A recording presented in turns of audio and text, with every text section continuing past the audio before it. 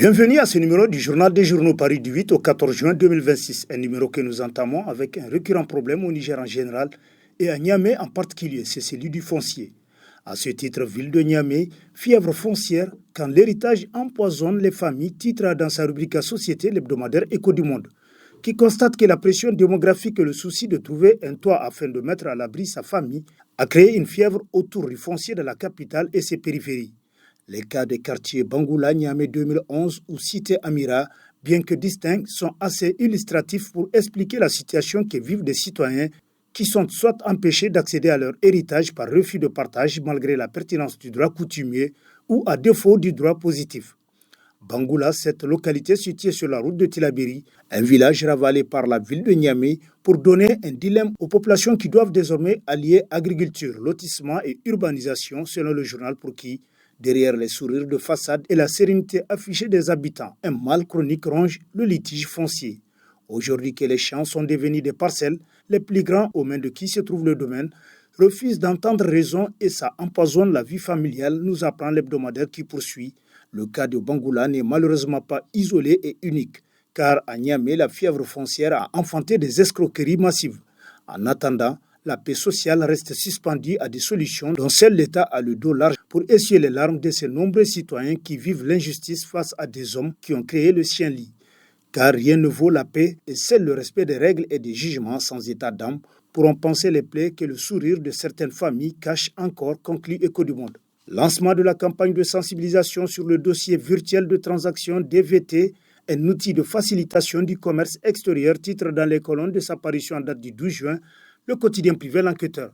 Pour qui le commerce mondial se modernise, le Niger, qui n'entend pas rester en marge de cette évolution, s'est engagé dans un processus de modernisation de ses procédures de commerce extérieur avec l'adoption du dossier virtuel de transaction. Pour une meilleure appropriation de cet outil de facilitation du commerce extérieur, une campagne nationale de sensibilisation a été lancée le jeudi 11 juin par le ministre de l'Économie et des Finances. Portée par la douane, la Chambre de commerce et le guichet unique du commerce extérieur, cette campagne s'étalera du 11 au 30 juin et comprendra des ateliers de formation, des guides utilisateurs, des vidéos tutoriels et un dispositif d'assistance technique afin d'accompagner les acteurs du commerce extérieur dans l'adoption de cette plateforme. La campagne comprendra également des rencontres et des échanges avec les opérateurs économiques. Aussi, à compter du 1er juillet 2026, le contrôle du DVT sera systématiquement intégré dans le processus de validation des opérations concernées. Toutefois, certaines opérations sont exclues de cette obligation. Les importations et exportations des opérateurs occasionnels, les bénéficiaires des privilèges diplomatiques, les forces de défense et de sécurité, les organismes internationaux, les déclarations effectuées sous les régimes de transit et d'entrée en dépôt, nous apprend l'enquêteur. Cabale médiatique contre l'épouse du ministre Mohamed Toumba, une campagne malsaine aux objectifs inavoués, titre entre autres à sa une le bimensuel Le V+, qui nous apprend que depuis quelques jours, certains Nigériens basés à l'étranger et parés du titre d'exilés politiques ont choisi de mener une campagne de désinformation visant à ternir l'image du général de division Mohamed Toumba, ministre d'État, ministre de l'Intérieur, de la Sécurité publique et de l'administration du territoire. Mais au lieu de s'intéresser au bilan de ses actions à la tête de ce département ministériel régalien, ils ont opté pour des raccourcis en s'en prenant à son épouse. Derrière ces publications malhonnêtes, il est difficile de ne pas voir la main du colon gaulois, d'après le journal qui poursuit. Cette stratégie de déstabilisation au profit de la France et de ses valets locaux ne passera pas. Le général Mohamed Toumba demeure un officier respecté, un patriote engagé et un digne fils du Niger. Les campagnes de calomnie ne changeront rien à cette réalité. L'honneur du général Mohamed Toumba reste intact selon le V+. Société justice pratique présumée contraire aux bonnes mœurs, une interpellation relance le débat sur l'encadrement légal. Titre dans ces colonnes, le Nouveau Républicain, qui nous apprend que l'interpellation récente d'un jeune influenceur par les services compétents a relancé le débat public autour des comportements jugés contraires aux valeurs sociales et aux bonnes mœurs au Niger. Au-delà du fait divers, cette affaire intervient dans un contexte marqué par les discussions autour de la révision du code pénal et du code de procédure pénale, notamment sur les dispositions relatives à la protection de l'ordre public, de sa famille et des repères sociaux. D'après les éléments rapportés, l'interpellation initiale aurait été suivie d'une série de vérifications et d'auditions. Les services concernés auraient ainsi cherché à déterminer l'existence éventuelle de réseaux, de complicité ou d'activités organisées autour de pratiques considérées comme contraires aux normes sociales et morales généralement admises, telles que rapportées par le Nouveau Républicain. Après le grand oral gouvernemental sur la RTN vers un remaniement ministériel, titre à ça une hebdomadaire Le Monde aujourd'hui, pour qui dire que le bilan est contrasté est un euphémisme. Dans cette session d'évaluation collective, 3 catégories de ministres semblent se dessiner nettement. En première, nous avons les majors de promotion, c'est-à-dire ceux qui ont compris l'urgence historique. Ils ont aussi allié vision macroéconomique ou sécuritaire et réponse concrète aux besoins d'urgence, incarnant véritablement l'esprit de rupture de la transition. Ensuite, il y a ceux qui frôlent le redoublement, qui sont paralysés par l'ampleur de la tâche ou prisonniers de vieux réflexes bureaucratiques. Ceux-là ont confondu le service public avec la préservation de privilèges ou l'autosatisfaction. Enfin, il y a ceux en situation d'échec, car leurs secteurs respectifs stagnent, voire régressent selon Le Monde aujourd'hui qui conclut. Alors, il est temps de sanctionner les copies, de remercier les recalés et de donner au Niger l'équipe d'élite dont il a besoin pour transformer l'essai de la souveraineté retrouvée, emprunter un vocabulaire du rugby. Organisation du baccalauréat, pourquoi les frais de déplacement des correcteurs du bac sont payés avec un an de retard? S'interroge l'hebdomadaire Le Courrier. Pour qui c'est la question que se posent des enseignants, membres des jurys de correction qui ne comprennent pas qu'ils doivent attendre un an pour avoir le complément de leurs frais de mission. Et même là, il faut des démarches, des rencontres entre comités de correcteurs et les services compétents, des promesses, des reports de promesses chaque fois renouvelés. La pratique ne date pas d'aujourd'hui, mais bien des décennies. Des frais de mission payés un an après l'exécution de la mission. Nous sommes à l'ère de la refondation. Il convient plus que jamais d'avoir des examens et des concours propres où les candidats, les surveillants et les correcteurs sont dans les meilleures conditions possibles et où le mérite est le seul critère d'admission.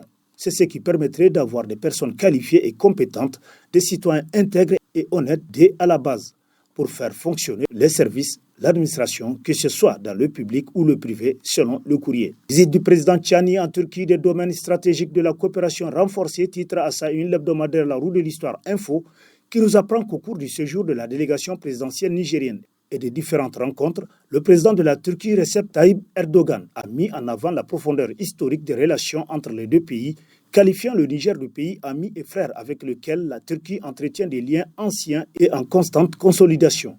Il a souligné la dynamique actuelle de rapprochement portée par l'intensification des échanges diplomatiques, économiques et stratégiques entre Ankara et Niamey. Cette coopération stratégique et dynamique entre Niamey et Ankara, portée à son point historique en 2013 lors de la visite à Niamey du président Erdogan, alors Premier ministre, a été renforcée au cours de cette visite du président Tchani pour qui cette période marque le début d'une époque historique dans les relations entre les deux pays. Plusieurs accords de coopération couvrant la défense, la sécurité, l'énergie, l'enseignement supérieur, les mines, le commerce, les investissements, l'éducation, la santé et l'agriculture ont sanctionné la visite dans un contexte de diversification par le Niger de ses partenariats internationaux, nous apprend davantage La Roue de l'Histoire Info. Séjour du président de la République en Turquie, Tchani et Erdogan sur la même longueur d'onde, titre entre autres à sa une l'hebdomadaire L'Éclosion. D'après qui cette visite de travail s'inscrit dans la volonté commune de Niamey et Ankara de renforcer un partenariat qualifié de fraternel par les deux dirigeants. Le général Abdourahmane Tchani a tenu à rappeler l'ancrage historique des relations entre les deux pays. Selon lui, ces liens remontent au XVe siècle avec l'envoi d'une première délégation diplomatique de 450 personnes qui partit du territoire qu'il appelle la Libye, à région Agadez sous la conduite de Younous. Depuis 1405, a-t-il indiqué, ces relations de coopération n'ont cessé de s'intensifier. De son côté, le président Erdogan a rassuré le Niger avec lequel la Turquie entretient des relations historiques profondément enracinées, figure parmi ses principaux pays amis et frères en Afrique, tels que rapporté par l'Éclosion. Ankara, Erdogan réaffirme le soutien de la Turquie au Niger et salue le leadership du président Abdourahmane Tchani, titre pour sa part le quotidien privé Mouria la Voix du Niger, qui nous apprend que, réitérant l'engagement de la Turquie aux côtés du Niger, le président Erdogan a assuré que son pays continuera d'accompagner les efforts de développement entrepris par les autorités nigériennes.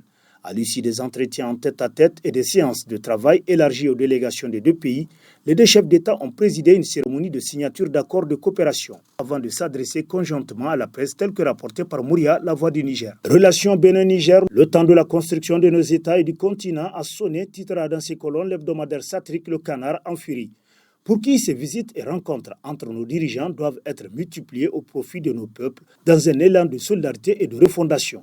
Nous devons nous engager tous pour reconquérir notre souveraineté dans la liberté et l'indépendance reconquises. Le temps est arrivé où nous devons ensemble, jeunes et femmes, livrer dans un mouvement d'ensemble le combat contre le colonialisme et ses valets. Nous nous battrons avec dignité et courage. Reste que la route est encore longue, Mais comme dit l'adage, qui ne risque rien n'a rien. C'est exact. S'engager pour refonder et réformer notre pays est un devoir de tout patriote sincère. Le peuple nigérien l'a si bien compris qu'il n'a pas hésité à s'engager dès les premières heures du jour historique du 26 juillet 2023 avec le général Abdourahmane Tiani, chef de l'État et président de la République, le CNSP et le gouvernement. Nous rendrons hommage à tous ces hommes, ces femmes et ces jeunes, ceux qui ont bien saisi le mot d'ordre de la refondation. Nous devons mettre en garde ceux qui sont tapis dans l'ombre et qui s'adonnent honteusement et lâchement à des actions de sabotage. Au Niger, il y a de la place pour toutes les bonnes volontés et personne ne sera exclu s'il ne rend pas à contre-courant, conclut le canard en furie. D'Ossosson, la mobilisation générale, Erkouar Kassab, le bouclier de la patrie, entre dans une nouvelle dimension. Titre à la une de sa parution en date du 8 juin, le bi-hebdomadaire Niger Times, qui nous apprend que le samedi 6 juin 2026, la cité historique et légendaire de Germakoy a été l'épicentre d'un événement d'envergure nationale. Devant des centaines de participants venus des différentes régions du pays, l'initiative Erkouar Kassab, baptisée Bouclier de la Patrie, a officiellement pris son envol à l'échelle nationale, marquant une nouvelle étape dans la mobilisation citoyenne en faveur de la défense des intérêts stratégiques du pays. Après une phase pilote réussie, le passage à l'échelle nationale. L'un des temps forts de la journée a été sans conteste le panel consacré au thème rôle et responsabilité de la société civile dans le cadre de la mobilisation générale de l'initiative d'Ommol Lady et de Erkouar Kassab. Animé avec maîtrise par Haj Nasser Ibrahim, coordinateur M62 Tawa, et Sanoussi Maman, ce panel a permis d'approfondir la réflexion sur la place de la société civile dans la consolidation de l'unité nationale et de l'accompagnement des politiques de souveraineté telles que rapportées par Niger Times. Tawa, chefferie traditionnelle, le gouverneur de la région, intronisé Chiroma de l'Ader, titre dans la rubrique Écho des régions de sa parution en date du 9 juin, le quotidien gouvernemental Le Sahel, qui nous apprend que le gouverneur de Tawa, le colonel-major Suleiman Amadou Moussa, a été intronisé le samedi 6 juin 2026 Kiroma de la chefferie traditionnelle du canton de Tawa par l'honorable Mohamed Moussa. Cette consécration du gouverneur est intervenue à l'occasion de la célébration de la 4e édition de Zouga Salar Ader, une manifestation culturelle qui valorise le patrimoine culturel des populations de l'Ader. Le Kiroma, au niveau de la chefferie de Tawa, est considéré comme le porte-parole et conseiller principal du chef de canton. Cette reconnaissance est motivée, selon le président du comité d'organisation de Zouga Salar Ader, par le travail accompli par le gouverneur au service du développement de la région et de ses habitants. Auparavant, le chef de canton de Tawa, l'honorable Mohamed Moussa, a décerné plusieurs témoignages de satisfaction à certaines personnalités dont le gouverneur de la région, l'administrateur délégué de la ville de Tawa, le recteur de l'université Jibo Hamani et le président du comité d'organisation de Zouga Salar Ader, conclut le Sahel. Baptême de la rue Kale Amirou, la mémoire d'Amirou Yedikouri, immortalisée au cœur de la capitale, s'exclame le bi-hebdomadaire La Patrie à l'honneur. Pour qui c'est une page mémorable de l'histoire urbaine et culturelle du Niger qui s'est écrite ce mercredi.